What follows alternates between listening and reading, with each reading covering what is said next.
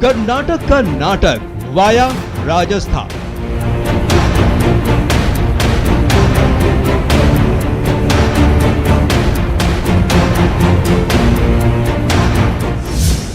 महाराष्ट्र का mega show via Rajasthan.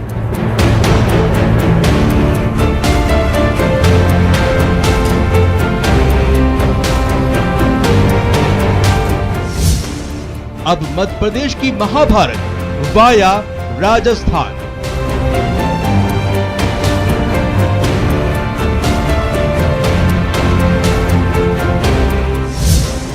Congress के संकट मोचक सीएम।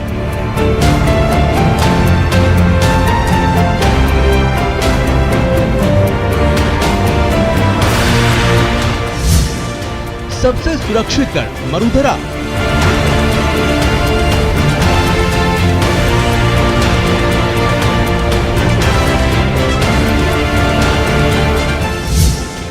सियासत के कैप्टन को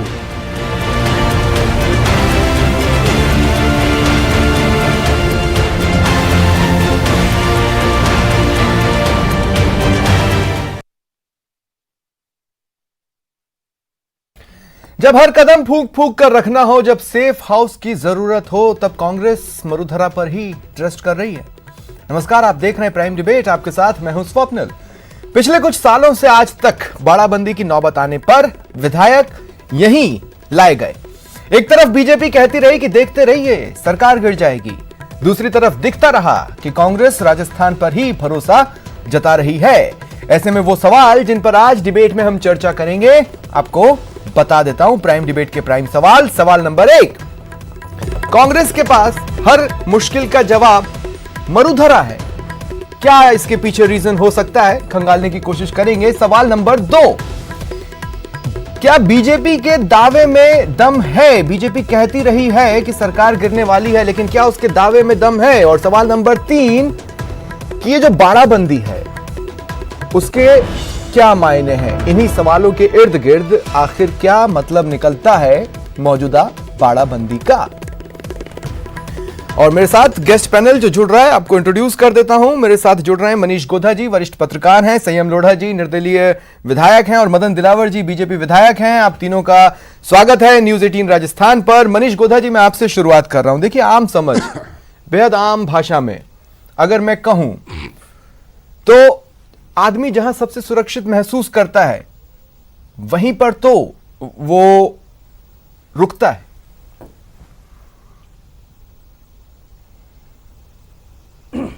स्वप्निल, इसमें सुरक्षित महसूस करने वाली बात यह है कि राजस्थान में कांग्रेस की सरकार है, बहुमत की सरकार है। कानून व्यवस्था की दृष्टि से राजस्थान बाकी दूसरे राज्यों के मुकाबले सेफ है। और जो अशोक गहलोत जो मुख्यमंत्री हैं, उनकी राजनीतिक कौशल से कांग्रेस बहुत अच्छी तरह से परिचित है। यहाँ पर विधायकों को लाना, और ये पहली बार नहीं हुआ है। 2003 से 2004 से ये सिलसिला हम देखते हैं। बीजेपी के राज में भी हुआ, झारखंड गोवा के विधायक यहाँ पर लाए गए। फिर पिछले 2016 में फिर उत्तराखंड के विधायक यहाँ लाए गए, तब भी बीजेपी का राज था। फिर पिछले साल 2019 में महाराष्ट्र के विधायक यहाँ लाए गए, और अब मध्य प्रदेश के विधायक यहाँ आए। तो दिल्ली से प्रॉक्सिमिटी भी एक बहुत बड़ा रीजन है इसके पीछे। लेकिन जो राजनीतिक स्थिति है, राजनीतिक दृष्टि से मैं मानूं तो राजनीतिक दृष्टि से मैं मानता हूं कि इसमें कोई शक नहीं कि मुख्यमंत्री अशोक गहलोत के राजनीतिक कौशल से पूरी कांग्रेस बहुत अच्छे ढंग से परिचित है। नहीं, लेकिन मनीष जी, आपकी बात को अगर मैं काउंटर करना चाहूं तो मैं ये पूछना चाहूंगा, पंजाब क्यों नहीं? मतलब वहां पे भी तो अमरिंदर सिंह है, संख्या बल के लिए किसी तरह की कोई अटकलें वहां पर नहीं है, टूट फूट की किसी भी तरह की कोई बिना बात की राजनीतिक एनालिसिस वहां पर नहीं होता है। तो एक तरह से सेफ हाउस वो भी हो सकता है, लेकिन इसके बावजूद भी मरुधरा हर बार। मरुधरा इसलिए मैंने बताया ना कि एक तो देखिए, पर्यटन एक बहुत बड़ा रीजन है। जयपुर को लेकर के पूरे देश में एक टूरिज्म हब, टूरिज्म डेस्टिनेशन है राजस्थान, तो आने की इच्छा भी रहती है, वो एक अलग पार्ट है। लेकिन अशोक गहलोत की पर्टिकुलर हम बात करें, एक मुख्यमंत्री होने के नाते और राजनेता होने के नाते, उनका जो राजनीतिक कौशल, उससे कांग्रेस का हर आदमी बहुत अच्छे से परिचित है। उनको लगता है कि यहाँ पर लाना ज़्यादा सेफ रहेगा। उनका जितना भी पूरा यहाँ का सिस्टम बना हुआ है, जो उनका नेटवर्क है यहाँ के लोगों के बीच में, यहाँ के नेताओं के साथ उनकी जो ट्यूनिंग है, उस सबको देखते हुए मुझे लगता है कि कहीं ना कहीं, और जो कांग्रेस का विश्वास है, ठीक है, आप देखिए कि अशोक गहलोत 5 साल जब सत्ता के बाहर थे, उस समय भी कांग्रेस ने 3 साल भले ही उनको कोई पद नहीं दिया था, लेकिन उसके बाद जिस ऊंचाई पर वो गए, तो कहीं ना कहीं दिखाता है कि कांग्रेस में अशोक गहलोत क्या अहमियत रखते हैं। ठीक है, ठीक है। तो उस मदन नजरिए से दिलावर मुझे जी, लगता है ऐसे कि में शायद जो कहीं ना सवाल कहीं उनको safe house लगता बनता है वो आपसे बनता है, और वो सवाल ये बनता है कि ऐसे वक्त में जब कांग्रेस उन चेहरों को तलाश कर रही है जो बीजेपी से टक्कर ले सके, बार बार अशोक गहलोत को सामने किया जाता है और वो बीजेपी के पसीने छुड़ा देते हैं।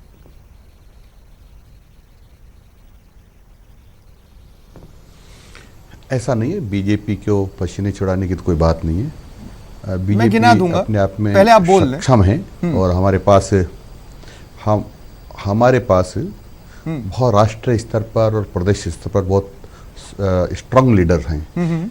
कांग्रेस के पास जो है कि अशोक जी गहलोत से बड़ा लीडर कोई नहीं, यानी सबसे बड़ा लीडर ये मानते हैं जो अशोक जी गहलोत को मानते हैं, जो भी हमेशा डरे हुए हैं, सहमे हुए हैं कब मध्य प्रदेश जैसा मेरे यहाँ हो जाए, इसलिए उनको भेजा कि भाई तुम नहीं दादा, अगर ये डर होता ना मदन दिलावर जी, अगर ये डर होता तो ये विधायक यहाँ आते ही नहीं। नहीं, वो यहाँ तो मौज मस्ती करने के लिए आते हैं, क्योंकि जैसा सर कौन सी मौज मस्ती, होटल में बैठे हुए बेचारे, बाहर निकलकर हवा महल तक नहीं देख पा रहे, कौन सी मौज मस्ती, वो तो आपसे डरे हुए हैं ना। अब कई पर मैं ये कह रहा हूं उसके बाद भी उनको उनके लिए मरुधरा सुरक्षित समझा गया। करना भी नहीं चाहता। मैं समझता हूँ जैसा इन्होंने कहा, कानून व्यवस्था की दृष्टि से भी बहुत अच्छा प्रदेश हमेशा रहा है ये, चाहे वो भारतीय जनता पार्टी का राज रहा हो, चाहे कांग्रेस का रहा हो।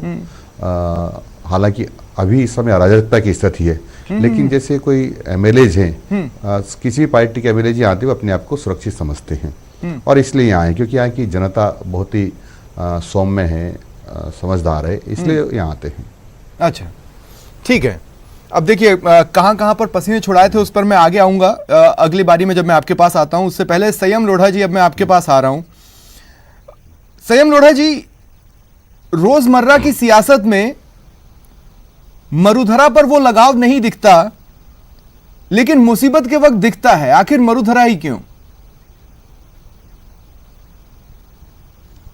नहीं, कोई मरुधरा इसकी वजह नहीं है। इसकी एकमात्र वजह पार्टी का अशोक गहलोत साहब पर भरोसा है, उनकी अपनी विश्वसनीयता है, और उनकी रणनीति को पूरी पार्टी क्या पूरा देश मानता है। तो मैं दूसरे शब्दों में अनेक कहूं कि ऐसे सिर्फ वही अवसर आए है। जब इन्होंने अपनी क्षमता से, नहीं, मैं दूसरे शब्दों में कहूं तो सिर्फ वही है। निश्चित रूप से राजस्थान भेजने के पंजाब में पीछे अमरिंदर सिंह नहीं है, कहीं और कोई और नहीं है।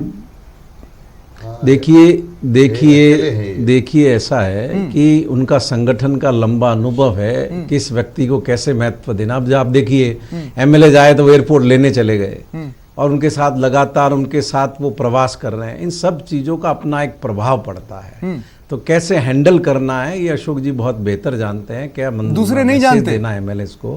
पहले महाराष्ट्र में भी बीजेपी के दूसरे नहीं जानते होंगे, पर ये हर चीज हर एक के बस नहीं होती है। मेरे पास ऐसा कोई तराजू नहीं है, लेकिन मेरी राय में वो सर्वश्रेष्ठ है, इसलिए पार्टी ने उनको ये दायित्व दिया है। हाँ, मतलब वो सियासत के कुछ चीजें ऐसी जानते हैं।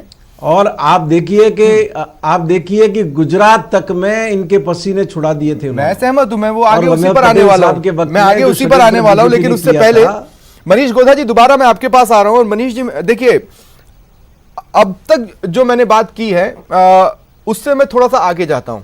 अब मैं ये कहता हूं कि बीजेपी बार बार ये कहती रही पिछले 2018 के विधानसभा चुनावों के बाद कि प्रदेश में सरकार जाने वाली है, लेकिन हर बार राजस्थान को चुन लिया गया विधायक लाकर बिठाने के लिए या विधायक लाकर बाड़ाबंदी करने के लिए। मध्य प्रदेश के विधायक बाड़ाबंदी शब्द से अवगत नहीं है। राजस्थान की राजनीति में यह शब्द बहुत प्रचलित है और हम सभी जानते हैं कि इसके मायने क्या हैं। लेकिन ये एक मजबूती भी दिखाता है, ये खुद पर भरोसा भी दिखाता है।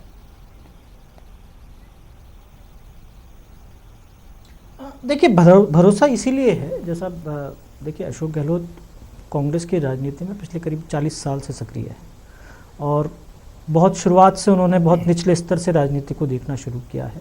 तो उनका जो अनुभव है और पार्टी में संगठन के नाते मतलब मुख्यमंत्री जब वो रहे, पार्टी में महासचिव के पद पर वो लंबे समय तक रहे हैं, राष्ट्रीय स्तर पर भी कई राज्यों की कमान उन्होंने संभाली है, कई राज्यों को महासचिव के प्रभारी रहे हैं, प्रभारी महासचिव रहे हैं। तो वो सारा जो अनुभव है मुझे लगता है कहीं ना कहीं पार्टी में एक भरोसा उनके ऊपर है कि यहाँ पर यदि हम भेजते हैं, लेकिन फिर देखिए तो ना, कम से कम जो मनीष जी मैंने कहा और कि फिर पार्टी ऐसे चेहरे जब तलाशने की कोशिश करती है तो एक ही चेहरे पर आकर रुकती है बार बार, जिसका मतलब यह है कि दूसरे चेहरे उतने स्ट्रांग नहीं हो पा रहे हैं। ये पार्टी के लिए अपने आप में एक विडंबना होनी चाहिए। जैसे मैं आपसे कहूं कि मध्य प्रदेश की अगर मैं बात कर लूं तो दिग्विजय सिंह भी काफी लंबे समय से सक्रिय हैं राजनीति में। मैं पंजाब की बात कर लूं तो वहां पे भी कांग्रेस के ऐसे कई चेहरे हैं जो लंबे समय से सक्रिय हैं राजनीति में, यूपी में है, बिहार में है, लेकिन वहां पर भरोसा नहीं जताया जा सकता। नहीं, पार्टी के लिए निश्चित रूप से एक सोचने वाली बात तो है इसमें कोई कि आपके पास यदि विकल्प नहीं है तो ये एक अजीब स्थिति बनती है। एक राष्ट्रीय स्तर की पार्टी है, पैन इंडिया उसका फोकस है पूरा कुछ, लेकिन यदि इसके पास इस तरह का कोई और दूसरा नेता नहीं है कि जिस पर वो इस तरह के संकट के समय भरोसा कर सके, तो ये पार्टी के लिए सोचने की बात है, इसमें कोई लेकिन निश्चित रूप से इसमें कोई शक नहीं है कि भरोसेमंद चेहरा जो कोई पार्टी को, और उन्होंने बार बार ये चीज साबित की है, चाहे गुजरात का मौका हो, चाहे अभी महाराष्ट्र का मौका हो, चाहे उससे पहले दूसरे राज्यों की बात हो, तो उन्होंने बार बार इस चीज को साबित किया और ट्रस्टेड एक इसको अब मदन दिलावर जी, मैं उस पोर्शन पे आता हूं जिसमें मैंने आपसे कहा था कि अशोक गहलोत आपको झटका देते रहे हैं या आपके लिए मुश्किलें क्रिएट करते रहे हैं। देखिए, गुजरात विधानसभा चुनाव में कुछ ही महीने के अंदर पार्टी को फाइटिंग कंडीशन में उन्होंने लाकर दिखाया। कर्नाटक में भी शुरुआती झटका उनके पहुंचने के बाद ही बीजेपी को लगना शुरू हुआ।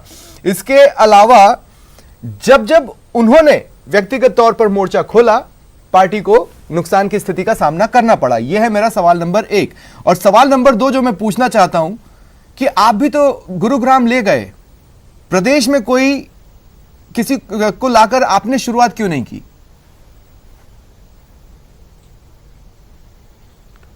देखो, जब अगला चुनाव हुआ था, जब कांग्रेस की सरकार थी, तो उसके बाद चुनाव हुए, उसमें अशोक गहलोत जी के नेतृत्व में 21 सीट आई थी, जो सारे के सारे एमएलए कांग्रेस के एक टेम्पो में बैठकर आ सकते थे, वो भी इनके नेतृत्व में हुआ है ना।